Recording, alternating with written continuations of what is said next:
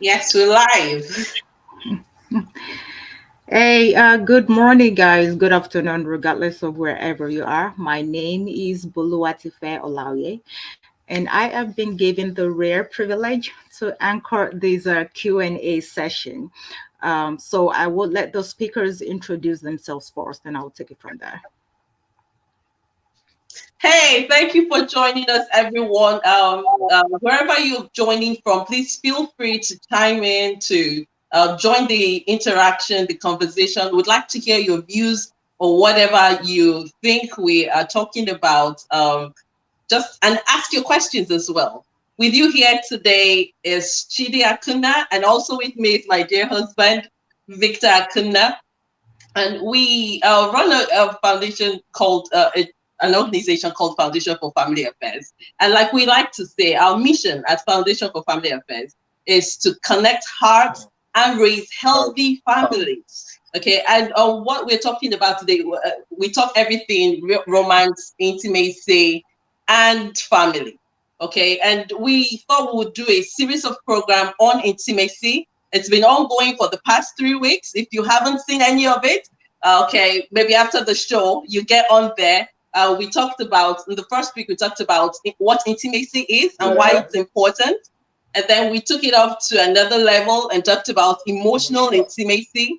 Last week, we talked everything money. Yes, financial intimacy. And today, we're talking about sexual intimacy. And we know this is very crucial, very, very crucial to any marriage, any relationship out there. So you want to stay tuned with us.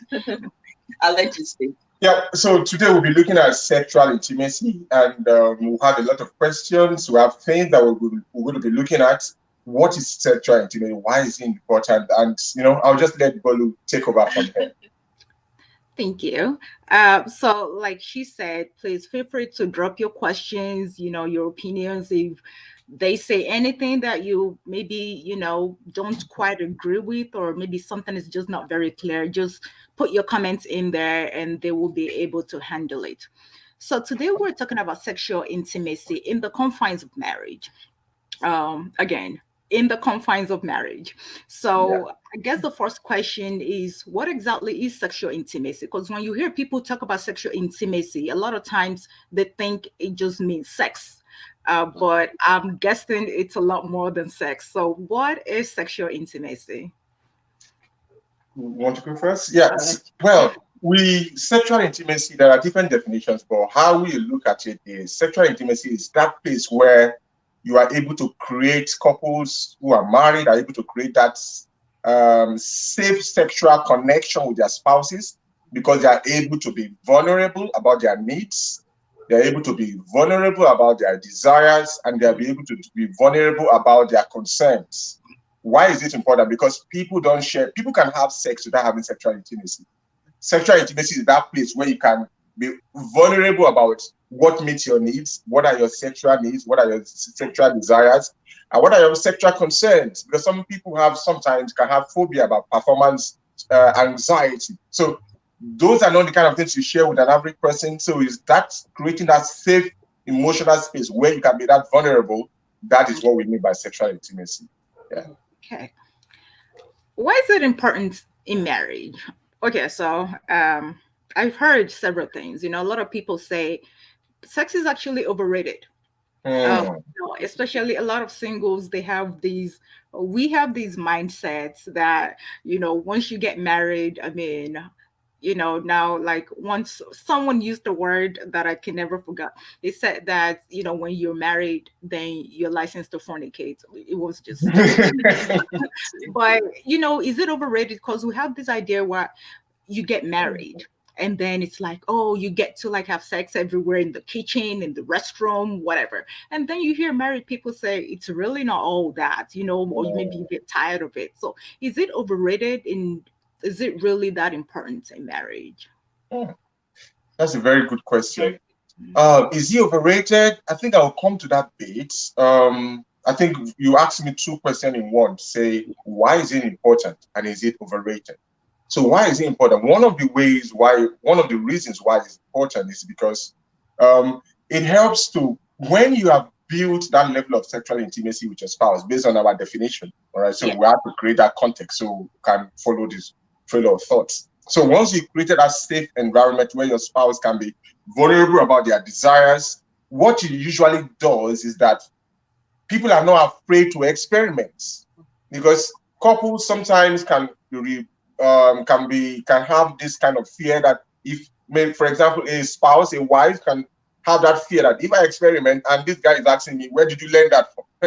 It can begin to create a different challenge. Some women have had that challenge and be like, where did you learn that from? What have you been talking? Who are you been talking to?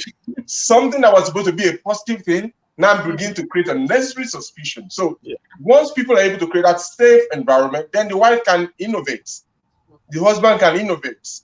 And when there is a problem that is not helping the sex to flow, you are able to spot the problem ahead of time, because people are able to say, you know what, Dad used to do it for me some months ago, and it's not really doing it for me. For people to be able to say that, for a woman, a wife to be able to say that to her husband, that has to be a safe place, because most ladies are conscious about hurting their spouse's ego. They're about not saying how they really feel. So that's why I'm speaking to us guys, those of us who are watching. You have to be able to create that safe atmosphere, emotionally safe atmosphere for your spouse to be able to tell you whether you are meeting her needs or not. So these are some of the reasons. So it creates that opportunity, and it also helps the sex itself. All right. So I think I'll let my wife say some of the benefit of sex itself. So that's one of the things. Yes, I like that you even started that way, because at the end of the day, it helps with emotional connection. Absolutely. Okay. With that emotional connection in place, there's a lot of trust between the couple, between the spouses. Okay, there's that assurance that I have expressed how I feel, and he knows to express how he feels. If he feels some way, he can come to me, knowing that I'm not going to judge him, okay, or wonder where he's getting all these wild ideas. All right. If we remember that sex is meant to be exclusive between you and this person, then you understand, like the scriptures will say, it's due benevolence. Okay, so if I am going through a phase of life, because yes, people go through phases through different seasons. Yeah. So if I'm in that phase of life where I don't feel disposed to want to have it, maybe because I've just had a baby or something, or I've been impacted by an incident, then I would have to catch myself knowing that where are you expecting him to go fulfill these desires, these needs? It's a need. Okay, they need to be satisfied. Okay, and then because there's that emotional connection with us, he is free to come to me, and then it builds the trust between us. But then sex also has its health benefits. I was going through this statistics, and it said, I think 45% of men, if they have sex at least 2 times a week, are likely not to have heart disease. Okay, and yes, we know that it involves some cardiovascular movement and what have you. So in the course of it, it impacts on it improves your health. Okay, and then there are hormones that are released as well in the course of it. We have feel-good hormones, endorphins, which just helps to build the chemistry between you further. Okay, oxytocin, which helps you. I mean, if we know just how important sex is, we would want to maximize it. It gives you peace of mind. It makes you peaceful as well. Okay, just knowing that my needs will be met. We're talking about the importance of sex. That heightened sense of peacefulness, it's good. And at the end of the day, it further boosts your esteem. Hey, a woman who is satisfied would want to rock. Some people say it helps sleep better, and many other things. So is it overrated? No, I think sometimes what makes it appear to be overrated is when people are not willing to give it what it takes. Okay. And when people have unrealistic expectations. By unrealistic expectations, you expect some certain things from your spouse and not willing to be patient with them to come up to that phase. So let's say, for example, a lady that is a guy that has been, very sexually active before getting married, and then you got married to this lady who is not as experienced in quotes like you, you might want to apply a lot of pressure on her, and it can be vice versa as well. So when people now have that unrealistic expectation that, oh, my wife is going to be in the mood, come rain, come shine, forget that you're dealing with a human being who has priority, who has needs. She's not like a plastic chair that you just say, hey, wake up, carry me, sit on me. It's not going to happen like that. There are other things that you have to do to bring her up to that point, to bring her in the mood. So when people now have that expectation, my wife is not responding as fast as, no, she's a human being. You have to pursue her. You have to nurture her. You have to humor her. You have to do many things to bring her up, up to you, because the way a woman responds to sex is slightly different. Biologically speaking now, for men are like gas cookers. Once you on it, the whole thing is charging. Yeah. For a woman, it's more like a hot plate. You have, once you turn it on, it takes a while to go. So if you come up and you're expecting her to be like you, biologically wise, no, it's not going to work. So sometimes people are disappointed, and that's what comes up to this being overrated, sometimes. And I think I came across this research by Doug Weiss, Dr. Doug Weiss, and he was trying to say that different people have their sex languages. So it is important that you understand your spouse's sex language. And speaking to the last point you made about a woman, being slow. And then what are the sex languages? Desire, celebration, fun, acceptance, patience. Okay, so it's the patience factor there. Okay, and we would see this as we go on. I think we'll come to it further, but I just thought through that in. I've never heard that before. I've heard of love languages, but not sex languages. So that's good to hear. So basically, you're also saying that with sexual intimacy, it's not just sex. It's about communication. You have to talk to each other. And that's something we're not doing a lot of lately. I guess because of social media and everything. And I think a lot of people also just watch something, and so they want to come home and basically play whatever it is they saw online. They want to play that out, and sometimes I feel like it's not fair on your partner. But the other speakers, I'm just learning. So, so we're gonna go to the next question. What limits sexual intimacy? What are those hindrances that could cause someone maybe to withdraw sexually or to lose interest? Wow, that's a very important question, because sometimes people, when one of the things that limits sexual intimacy is depression. Sometimes when people go through a phase of life, maybe the loss of a loved one can really impact people. All right. I know people who lost loved ones and they didn't anticipate how long it took them to come out of that state. I read something sometime ago. Someone said emotional healing can be messy. Give yourself time. It doesn't have a routine. Okay, at this phase now, you should be doing this, and everybody journeys through it differently. Things like grief, things like loss, things like emotional pain, it can be messy. When you expect to be strong, you may just find yourself just crying all by yourself, and you can't really explain why you're crying. So it can be messy. So people can go through different phases of life that can really throw them a curveball. So that can really impact on sexual intimacy. So if your spouse is going through such an experience, rather than putting them on a time, or what do you call it, on a clock, and say, let the person, after all, your dad was up to 90 something, you lived well, some of those rationalization, that is not going to help, because you should be there for your spouse, because they will remember how you helped them during their moment of pain. So be there. That's one key thing that can affect sexual intimacy. Another thing is sometimes for some women, sometimes after having a baby, the emotions are all over the place. All right, the emotion can be all over the place. And now they can now begin to switch in their brain from being a wife to prioritizing to being a mom. And there is nothing that kills sexual appetite than nurturing, being a mom. Right? Because the thing about sex is that desire needs to be accentuated for the person to feel like it. And so if you are trying to play the role of a parent at the same time with the role of a wife, it can be very challenging. So again, we as husbands, we need to be quite understanding. But although we as wives as well, it's good that you kind of, maybe after a period of time, you can have a conversation about it. I'm so sorry, I'm not feeling like it right now, but I'm going to make it up to you. Because there is something about someone knowing that there is a timeline to this weight. So when you have a timeline in view to know this pain, there is a timeline to this. Okay, I'm going to suffer this for 2 months. Then he has something to look forward to. Like that, I don't really know. Even in fact, next year, the way I'm looking at it, it might be like 3 years.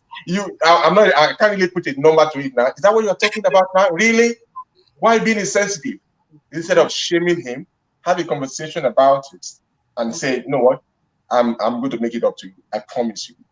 So let him have something that you're going to look forward to. It has a way of building the intensity as well. Yes. Okay. So I'll just add a few. Sex addiction.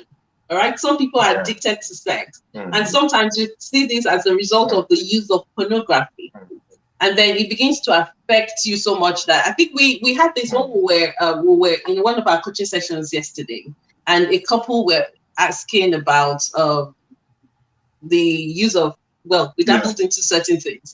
Okay, and we were just talking about how pornography can impact the relationship. You have, so you watch this thing, of course, in the course of seeing it, you have to masturbate. When you get to the point of satisfying yourself, you're already meeting your needs. Don't forget that in the act of sex, I have to look out for the needs of my spouse. Absolutely. Okay, while he looks out for my needs, he is my focus in the course of it. My aim is to satisfy him, to please him. It's intended for pleasure. Okay, so if in the course of watching pornography, you have to satisfy yourself, it gets to that point where you get so addicted to it that when you are having the actual experience, human experience, it doesn't feel good anymore. Okay, you start craving a certain high. Okay, when something is addictive, it's walked through certain neural pathways. And unless you have to, it gets to that point where you want a higher one and a higher one. So it looks like, okay, I've watched this and this is not meeting my needs anymore. You have to go really hardcore. You see, so sex addiction could also impact on your on sexual intimacy. At that point, your desires are no longer for your spouse. It's just about satisfying yourself. Then there's another one, which is resentment. When people leave conflicts for so long, there's an issue your spouse keeps complaining about, it's swept under the carpet, or your spouse doesn't feel heard or acknowledged in the relationship. And then resentment starts building. It could impact on activities in the bedroom.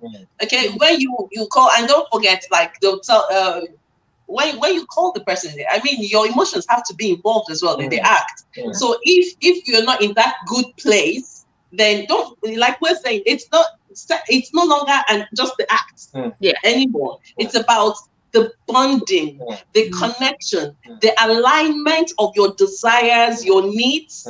Okay, so there's a whole lot involved in sexual intimacy. So if we will get to that point where we have to build that connection, hey, resentment will do it. I can just lie there and have the act, but then we would not have connected. We would not have connected. Okay, so another point too is intimacy anorexia. All right, it affects sexual intimacy. And we see this when people start withholding praise, withholding love. And it just because sometimes they were abandoned as children.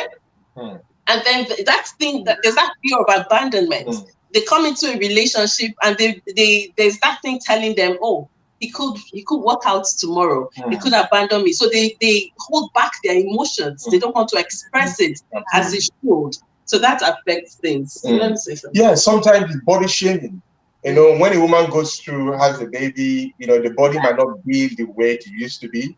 And, if you are the kind of guy who the body turns you on and if the body is not, you might be like, babe, why are you adding weight here and there and there and there? That kind of a situation might turn a woman off completely. That's true. Because she can't open up her body to you. And if she doesn't open up her body to you, she's going to be very guarded. And so if she's guarded, you can't really enjoy the experience if she actually allows the process. So that can really be. It can also happen to guys as well. When the guy lets himself go and he just begins to have massive tummy, where you can't, and the lady like, this is not a but it's not the guy that I got married to. What's happening here? Body shaming can really impact on sex as well.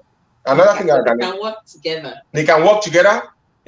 Instead of saying to your spouse, "Oh no, why are you adding weight here?" or "Why are you developing?" Wow, encourage each other. Find a way. Sometimes it might just be, okay, can we book a session at the gym or something? Yes. Have a conversation about that is impacting on you.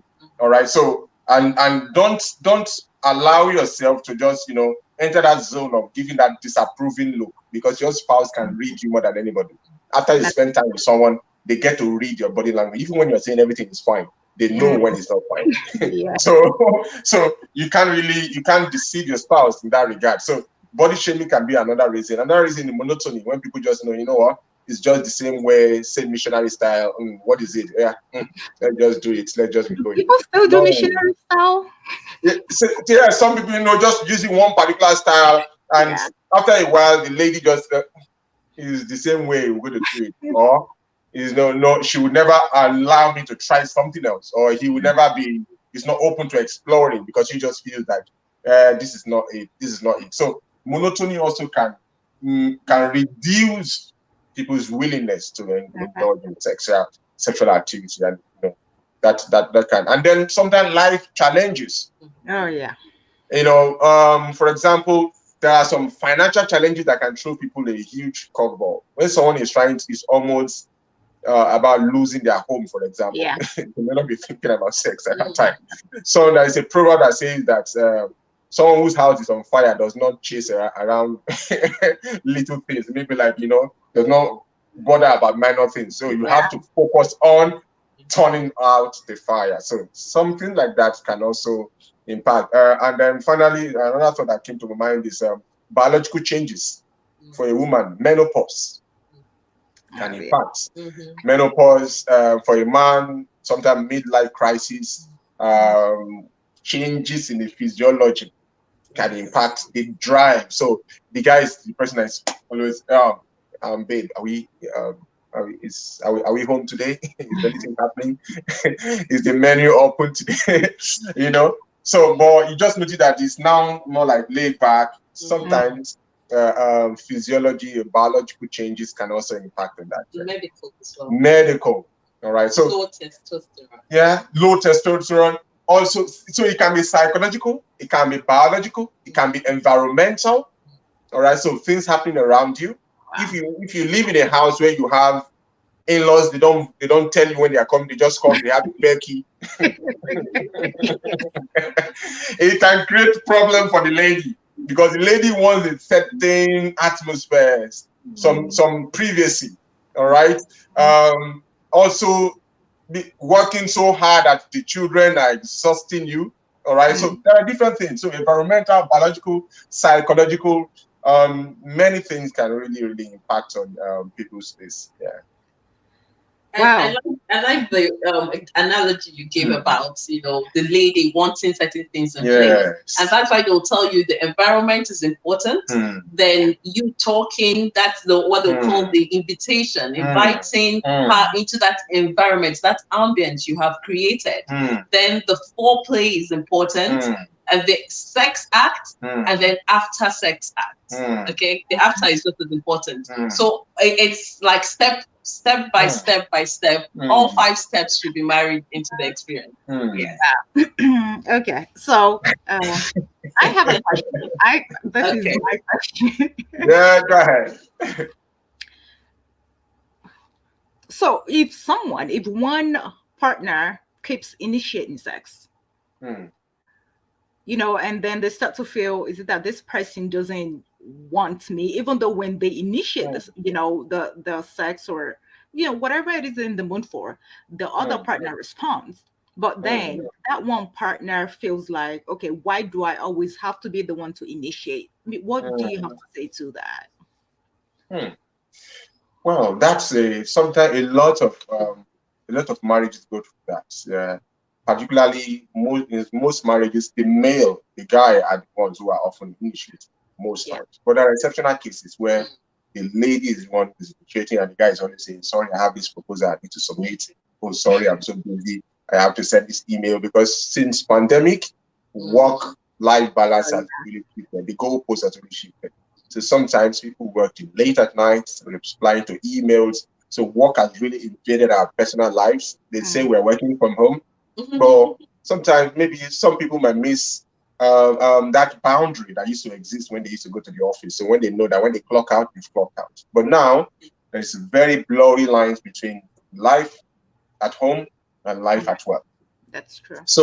So if you find yourself in a situation where you are the one who is always initiating sex, there's a tendency that you might begin to feel like a nuisance every time, because it takes a lot of energy for someone to initiate. And then each time you initiate sex, someone is telling you, "Sorry, I'm not available. Sorry, I'm not ready. Sorry, it's not a good time. I have back pain. I have headache. I have this." All kind of excuses. After a while, you train your spouse not to expect it.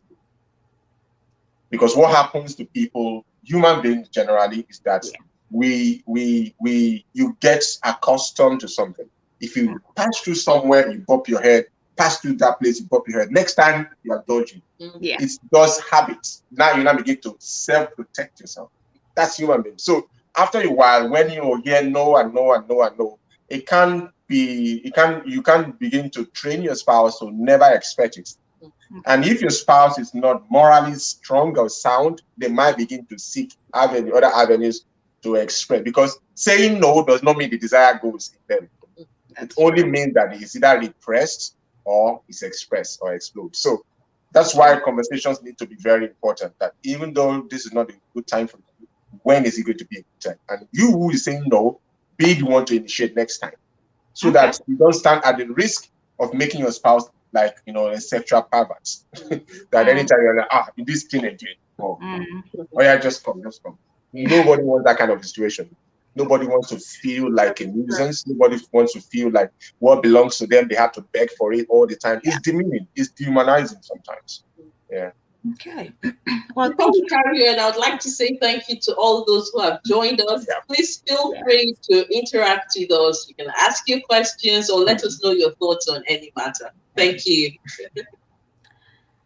So this next question,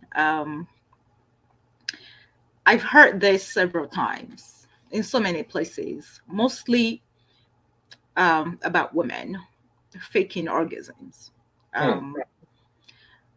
I know it happens to men as well, but I've not heard so much about men faking orgasms as women. I'm not saying it doesn't happen. I'm just saying, I think a lot of women do this. And some of them, their reasons are usually, if I tell him that he's not doing it right, he's gonna feel bad. I don't want to hurt his ego. Men are prideful, and all sort of things. And so, what would you say to those women who? I mean, some women will tell you that I've been married for, even up to 10 years. I've never reached orgasm. How should they approach that? Wow, that's a very powerful reality. And it's true. There are many women who have not. There are different reasons for this. Sometimes is the cultural training for some women. That's orgasm is not. You shouldn't even. It's fictitious. It's not something you should expect. All you have to do is to satisfy your husband. There's a lot of culture where women are trained like that, not to expect anything, not to have any expectation from sex. So sometimes women are not, they are not even aware that it's their rights to have orgasm. Okay. So that's a cultural training, programming that woman has. So she has to uninstall that program. Sometimes it's a function of, again, their background. Some of them have been going through what we call genital mutilation. Where the clitoris have been cut off, and so that makes it really difficult for them to be really pleasured. So no matter how good the guy is in terms of helping them to reach orgasm, it's really difficult because they've experienced some form of genital mutilation. All right, so that's a biological reason. Yeah. And sometimes it's the environment has not been created, like we started with at the beginning when we said we need to create an emotionally safe environment for your spouse to come and say to you that, so, what you're doing, because I'm forgetting what it's called. There are different. Is it erogenous? Yeah, erogenous. Yeah, zones for a woman. Yes, erogenous. And sometimes those erogenous zones. What we mean by erogenous zones? Places where when you touch can get the woman turned on. For some women, it's in their breast region. For some women, it's in their laps, in between their laps. There are different places. All right. Yeah, job loss. Thank you, my brother. There are different ways. There are different places where there are different erogenous zones. So, and sometimes these erogenous zones can shift over a period of time. So, the guy, after a while, when he just gets used to doing one thing that your wife said, "Oh, I enjoyed it. The next moment, that doesn't do it again. In fact, it's a turn off. So women are, their bodies are like, is it like I call it like a treasure hunt. You have to constantly explore. Yeah. And God made it deliberately like that to keep you, don't get to that point where you feel confident that you know your wife. Before you are settling that you know her, she throws you another cupboard that will make you keep searching her. So she's a mystery that you have to keep unraveling, like the onion. That's a new layer, that's another layer. The more the layers you unravel, the more succulent and the more tender and the more enriching you're going to explore. So, but most guys are not patient with that because of how our own biology is wired. Remember, I said the gas cooker, once you on it, boom, everywhere is on. Yeah, once you turn it off, it's done, it's sleeping. Yeah. But for a lady, it takes you time to build like a hot stove, hot plate.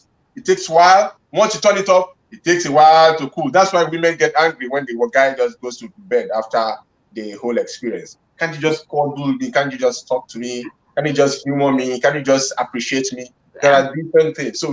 So these are some of the reasons why a woman can fake. Some of the reasons why a woman might not experience orgasm. Okay. Faking orgasm is related to what you said in terms of sometimes they have a spouse who is not ready for that kind of conversation to protect his ego. It's not ready for that kind of a conversation because it's a very serious conversation.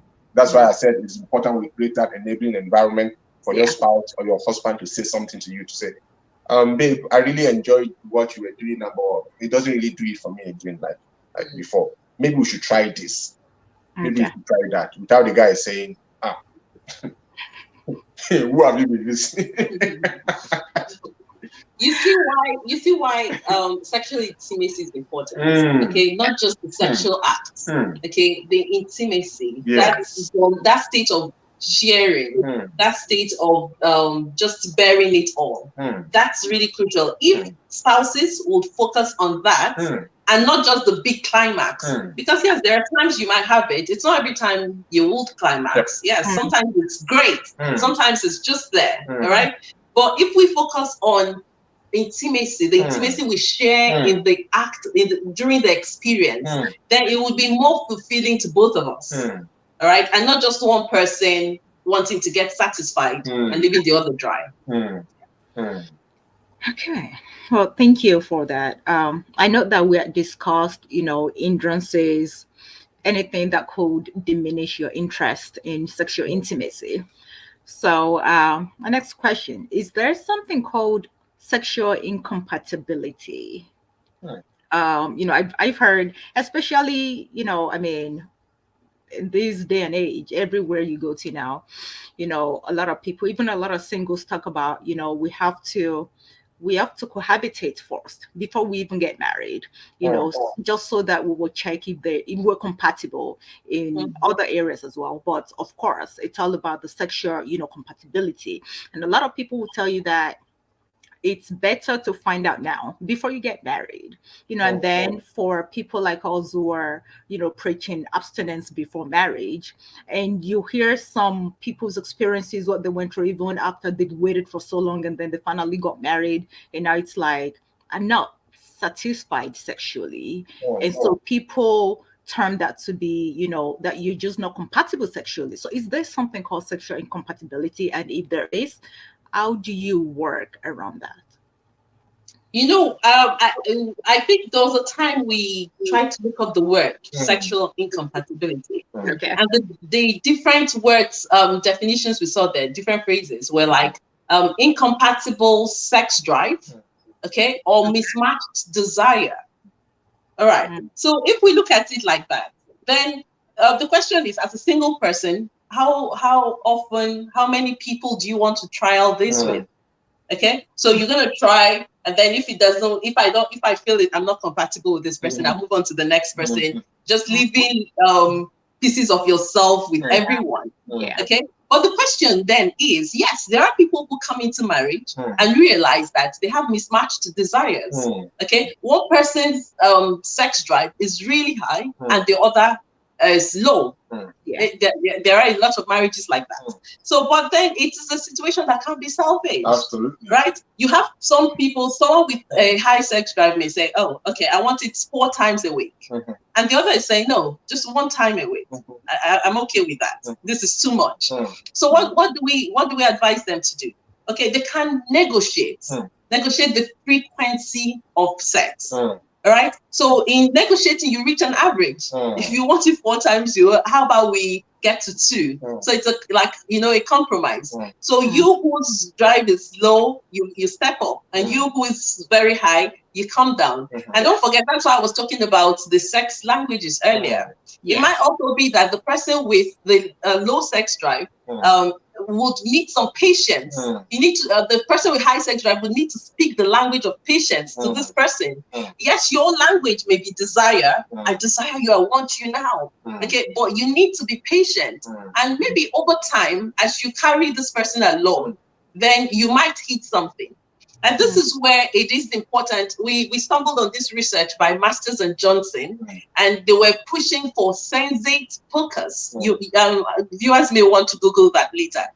Sensate focus, right? And this is a point where spouses just come, they might decide to be bare or loosely dressed, okay, just to explore their bodies. You know, he was saying earlier that different things affect, parts of your body change and go through different experiences as well. Hormonal changes, right? So this is where the aim is not to consummate. The aim is just to explore your bodies. Okay, and then you take turns. One person in the first maybe 10 minutes will be the receiver, while the other does the touching. Touches different areas. You start, the step 1 is you just touch general areas, you avoid the genital areas, and then you progress to the genital areas. And sex therapists even recommend this. They recommend this to spouses who are suffering low sex drive. And they've seen that it works miracles, because over time, yes, you have to rule out medical conditions. If you have been checked and yes, there's no medical condition, they recommend this to spouses. Okay, you just go on and you gently go around the genital areas. Your aim is not to have sex; it's just to explore, and it helps the other get aroused, get into the mood. Okay, so that's one thing they can do. The other thing they can do also to help themselves is to schedule sex. Okay. Now, yes, the person who has a high sex drive has something to look forward to. At least I know that, okay, we're having it on this day of the week. Okay. And the other has time to build his or her emotions. You know, okay, it's going to happen this day. It's not about whether you feel like it or not. It's been scheduled. Okay, you have to grant that agreement. You have to meet it. Okay, and then they would also encourage that you have non-sexual encounters, like the one I was talking about, the sensate focus, which couples can explore. So there are things to do. You don't want to go trying, I leave a piece of myself with this person, and then you're feeling used, you're feeling worthless. I mean, it can be salvaged. Even if you get into a relationship tomorrow and it's like you have mismatched desires, there are things you can do to help it. And another thing that can lead to that is mismatched belief system. When people have different belief systems, some people think that sex is dirty because of their orientation, how they have been brought up, how they have been trained. I remember many were counseling a couple the other day, and I mentioned something. I said some parents, particularly of African descent, will say, if a guy touches you, you're going to get pregnant. Right? And the lady just busted out laughing. She said that was her own training as well when she Me was in too. the. That was my training. I grew That up was your with, training as well. if Oh a my man God. touches you, you will get pregnant. You That will get was pregnant. so yeah. Go ahead. Go ahead. You're going to say something. No, that was my first sex education. Man touches you, you get pregnant. And so I grew up with that mindset, don't touch me. I could talk you from afar, but just I don't want to be close to any man. And of course, you have this belief of, you don't want to be the one to destroy your family's name. And God forbid you get pregnant as a teenager. Oh my gosh. So for the longest time, that was the only education I knew. If a man touches you, you get pregnant. So yeah. So the intention for that was good, but the approach was wrong. Yes. So people live 20-something years going around with that kind of mindset. Now they want to get married in their 30s. They have a lot of reprogramming to do. So you are not married to someone who came from a family where the father had a proper conversation. Many guys don't have that privilege of their father sitting them down and saying, this is what you are supposed to do. This is giving them a real age-appropriate conversation about sex. Having an age-appropriate conversation, very few people do that because parents are embarrassed about having such conversations. And their fear sometimes is that if I have these conversations, I will lead them on and jumpstart their thinking in that direction. Who told you that they're not already thinking that way? So it's good that you, instead of, like they say in media, take control of the narrative. Don't let another person direct the direction, control the direction of the story. Take charge of the narrative and create how you want to be perceived in the media. So that's one thing. Belief system. Some people believe that sex should only be when the lights are off. Should only be at night. Where some other people believe that it should be anywhere, in the kitchen, in the bathroom. Some people believe it has to be in the bathroom. It has to be in the kitchen. What do you call it? In the bedroom. All right. Some people believe that the man has to be on top all the time. Some people believe that to be a missionary. If he's not missionary, then it's sinful. Some people believe you have to be only for procreation. You shouldn't enjoy it. So this, what we're trying to say is that belief systems are equally strong, but during true conversations, all right, with the help of a coach, with the help of a counselor, some of these can be mitigated. So you find that both of you can come from the North Pole and the South Pole, but as you have conversations, you begin to meet and find the middle point, which was what she was trying to talk about when she was talking earlier, and when she said finding that middle point. All right. So it can also happen mentally because your number one sexual organ is not your sexual genitals, it's your mind. If the mind is not in the right place, the body cannot follow. Yeah. That's right. Well, thank you. And before I go to the next question, to the viewers, if you think of any questions that you want them to answer, just feel free to put it in the comment sections, or there's something you disagree with. We'd like to know that as well. You can also let us know where you're watching from. Okay. Yeah. Oh yes. So the next question. I mean, I think I know the answer, but you guys are the speakers. So can marriage work without sex? I mean, based on everything you've described, when you talk about sexual intimacy, it's not just the act. It's not just, you want to reach a climax. It's all about communication. It's all about creating a vulnerable space so that you and your partner can, just basically just do however you want with each other, but again, in a safe environment that you both have created. And like, Chidima said, it goes beyond just your genitals. It's about exploring each other's bodies. And she said something that was very profound for me. She said, my aim is to please him. his aim is to please me. I think a lot of people, when they go into, the old, acts of sexual intimacy, to them, it's all about, let me be satisfied. How can I get satisfied? But when you go into it with the aim of, I want to please this person. So obviously you have to talk to this person. You have to want to know what makes them feel good, what they would want you to do for them or to them. But again, we're all learning. So those are the snippets that I got from, this conversation so far. But again, back to the question, can marriage work without sex? The simple answer is yes. Oh. Because there are many people that are happily, yes. I like to start from then I work it backwards.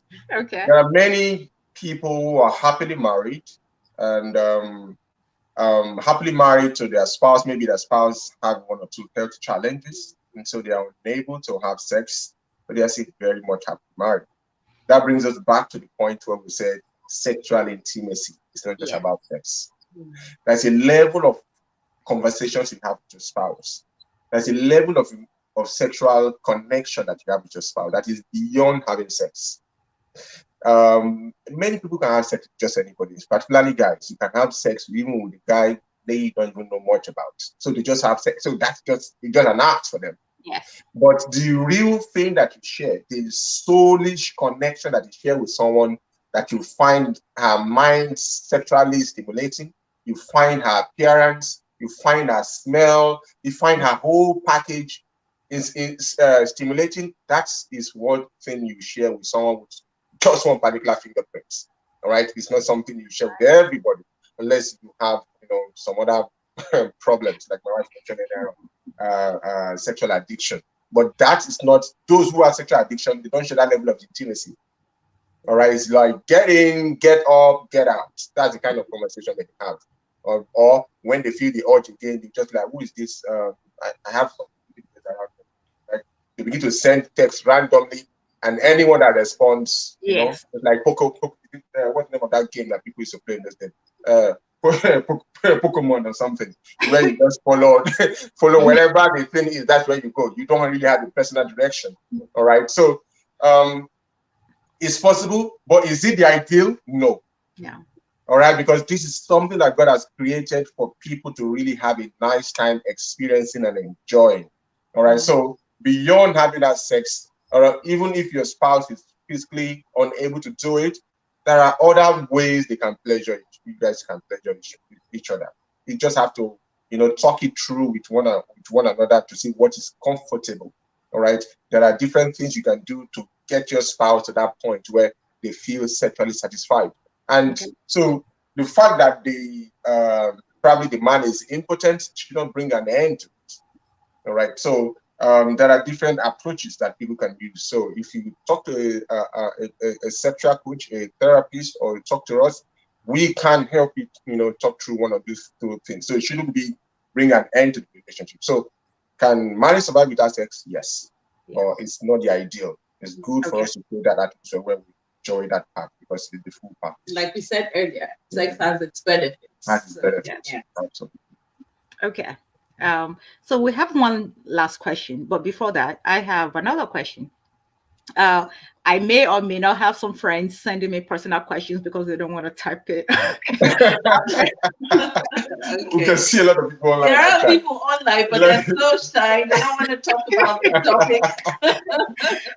So, and this is a question, and I'm sure you probably dealt with this before, especially when you're coming from, Africa. I think African descent, when we talk about sexual intimacy, there's some things that, growing up, we never heard our parents talk about. And so it's sometimes when you think about it, it's more like a taboo or, this is an abomination. And this is about oral sex. A lot of, I've heard some pastors say, it's a sinful act. You're not supposed to do that. And then another person will come and tell you, this is your husband, this is your wife. There's nowhere in the Bible where it states this is exactly what you should do. So what do you think about oral sex? Again, I know we're talking in the confines of marriage. So yeah, what do you think about oral sex? Personally, we don't see anything wrong with it. But again, we don't legislate how people run their sexual lives. All right. So I understand that you created a context within the context of gave the context of religious. Some religious organizations don't support that. So what we often say, if you belong to that religious organization, yeah, we recommend you abide by rules, umbrella rules, guarding or guiding or people's conduct within our organization. But personally, as if we are to wear our coaching hats, yes, nothing is wrong with you, right? Because what the Bible said is, in fact, in the Old Testament, what it was saying, I think that the scripture says, gives you 1 year as a military guy who is defending a city. You should get married, leave the city alone, and go and pleasure your wife for 1 whole year, 365 days. And if it's a leap year, 366 days. Looking after, getting to understand her erogenous sport, getting to understand how to enjoy her presence. And there's a scripture that says, I think if you go through Songs of Songs, you understand that the Bible was very intentional about how a man and a woman should pleasure themselves in marriage. Where he was talking about let her breast satisfy you. yes. I think that was in Proverbs or something. Even in Songs of Songs, where there are different, so people will say that's part of the scripture was not added there, and there are different debates, but it made it into the Bible, and God is intentional about everything he does. Yes. So God will not create something. The only expert instruction I know, some people will say, what about anal sex? How is that? So what we are against that. Why? Because it's not the natural design. That's two. Anything that causes pain, causes embarrassment, and causes some form of demeans your spouse, it's not the ideal thing to do. So not when your spouse is doing something and they feel pain at the end, or they feel embarrassed, or they feel so don't force them to do anything. So even though your spouse wants oral sex, but your others, but you want oral, but you want oral sex, but your spouse is not ready.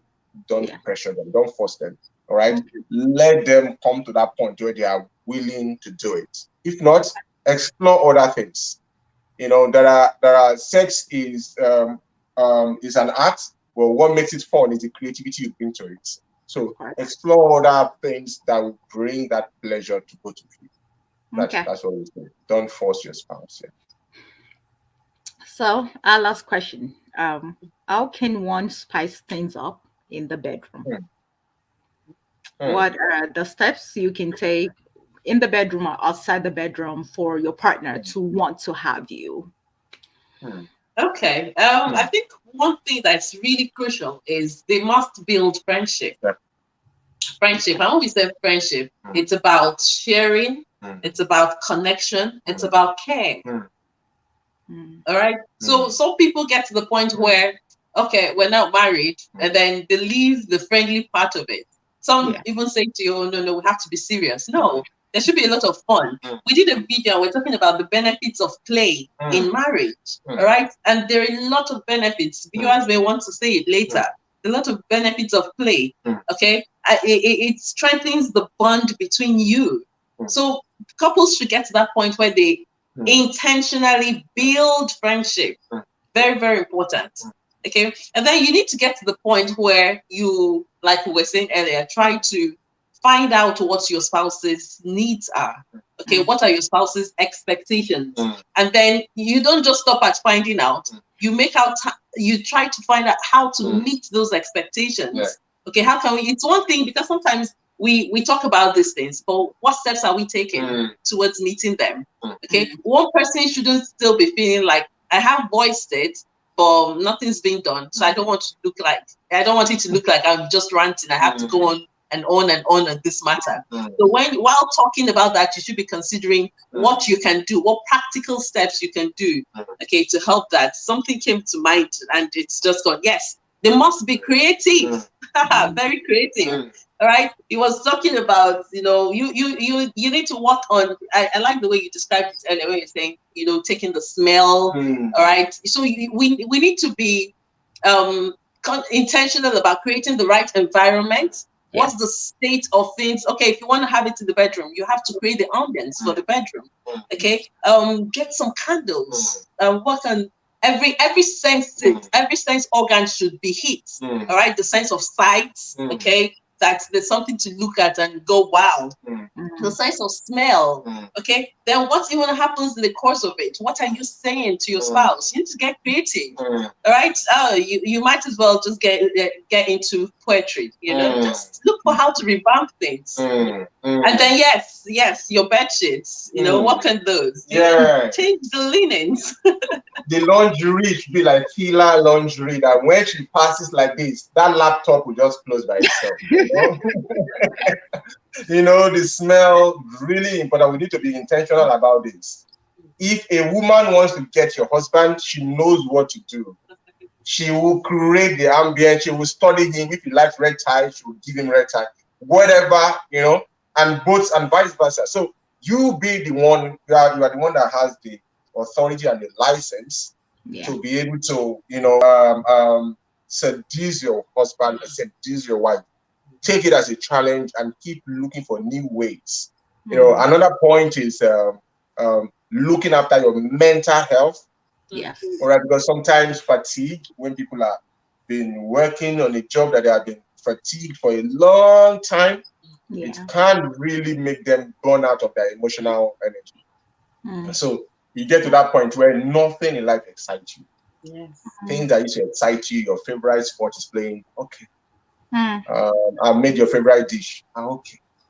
Oh, your parents are coming. Really?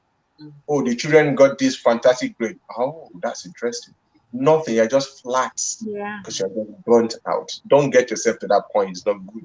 The best of you will not come out. And the people that suffer are the people around you. And also your physical health. Do proper exercises. Some people eat junk and they are surprised that their body is not as swift as it used to be. They don't react to things quickly. No, eat things that we did a video on something on libido. Health goals. Yeah, and the libido. Oh yes, boost your libido. Boost your libido. So you may want to have, one a sex therapist to come on board to talk about it, and she talked about the importance of what they call it, spinach, and some very nice food, aphrodisiac, that will really help to, help the blood to flow to the right places, help you to do well. Very, very important. So get information. Get information and make this. I mean, nobody should sit back in silence. Everything you need is on the other side of knowledge. All right, so you need to go for knowledge. I had this. We had this session with a couple that were just newly married, and for a number of months they were struggling sexually. What was the problem? Excessive dryness on the part of the woman. Okay, and it was already cracking the relationship. What happened? By the time, just few steps, telling her what to eat. In few days, she was so shocked. she was so excited, like text her and say, he because it was meant to be a secret initially. She thought, okay, I don't want to get his hopes up. I'm just going to try and eat this things and see how it goes. By the time we were done, few days, he was asking her what happened. So go for knowledge. Everything you need is out there. And don't think that there is a general thinking that the older you get, the less sex you will enjoy. It's not always true. I've seen people that are in their 50s, in their 60s, and they are balling. All right? You be the exception. Make up your mind to be the exception. All right? I've seen people in their 70s, they are very active. I've seen ladies that are 70 that you won't even know they are 70 because they look after themselves. All right? Look after their mental health. Look after their self-dignity. They still carry themselves with a lot of self-dignity. Very important. All right. All this play a role. Okay. Well, thank you so very much for answering all of these questions. So we know that communication is extremely important when you talk about sexual intimacy and creating a vulnerable environment for both of you to feel safe And of course, even if you're not happy with a particular thing, don't come and attack this person. Find a way to present it to them, and basically not present it in, I think there was something I read about you not presenting something as a problem, but basically start from the solution point of view. Like, what will really make me really happy right now, and just go from there. Don't say, hey, you're the problem, you're not touching me right, or you're not doing something right. There was some other stories that I heard from some of my friends. I think there is actually one of my really good friends. He was talking about how, they've been having issues, problems in the marriage, and out of nowhere, he got to work one day, and there was a little note from his wife basically saying, I can't wait for you to get back home tonight, or whatever. And that changed. I mean, this was someone who was cranky and and all of that, and just that little note changed his entire outlook. And even he said people at work were looking at him and they were like, boss, are you okay? And in his mind is like, you can't even understand. Just because he had something to look forward to. So guys, you've heard it, but I want you to basically just give us a snippet about what exactly you do and how people can contact you. Tell us about, Foundation for Family Affairs, on how people can contact you. So we run the ministry called Foundation for Family Affairs. Our number one goal is to help couples to fulfill the purpose why they are together. And how we do that is this. We help them to, first of all, create a certain level of intimate romance with themselves, and then build intimacy. Because without having intimacy, you cannot build that level of teamwork that you need in a relationship to achieve it. So that's one thing we'll focus on. So our mission is to connect hearts and to raise healthy families. Because when families are healthy, magical things happen, miraculous things happen. So how we go about doing that is this. We use coaching sessions, we use live videos like this to put out the right information out there, coaching session to work with people one-to-one. Because sometimes when we do this kind of teaching, people are on different levels. So, but coaching helps us to be hands-on, to do a bespoke addressing the specific issue. So we also have our books, where we've written a lot of books, about 7 or 8 books now. And so we have 3 types of coaching sessions. We have for singles, what we call Intimacy Builder Program for singles, where we help them not just to look for the right person, to become the right person, so that they can attract the right person. Because we believe that when you become the right person, like birds of a feather flock together, you will attract the right person to your space. Then we have what we call Intimacy Builder Program for engaged couples. These are people who have found each other now, they want to get married, but by the time they start talking, they find out that their understanding about money is different. And so they are beginning to see the different conflict points. So we have about 8 different key areas of parenting, about sex, about money, about managing in-laws, that we work them through to align their thoughts.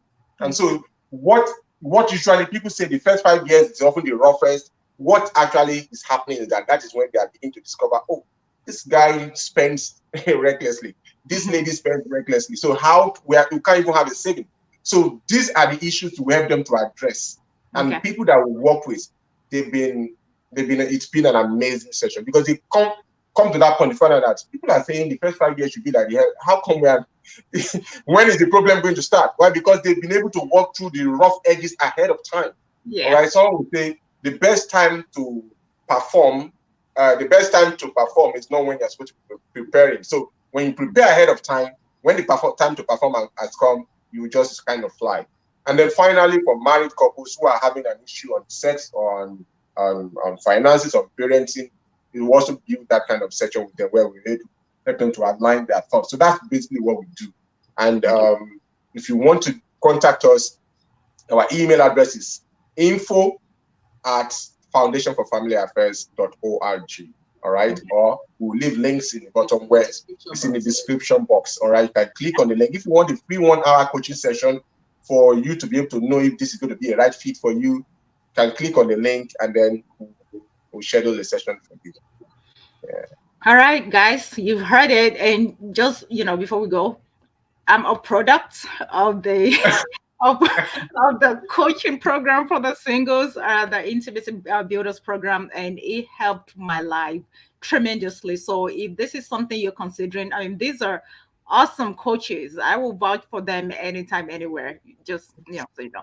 But thank you guys so very much for joining us today. We appreciate your time, and you can send this to some of your friends, those that you think this will be of a great benefit to, whether they're single or married. I'm still single, and I'm learning a lot, just so that when I get there, I won't have to call, Dr. Victor and be like, hey, I got a problem. Well, thanks again for joining us. We really appreciate it. And you have a wonderful, wonderful Saturday. Enjoy the rest of your day. Thank you. Thank you so much, everyone. Thank you so much, It's been everyone. lovely day.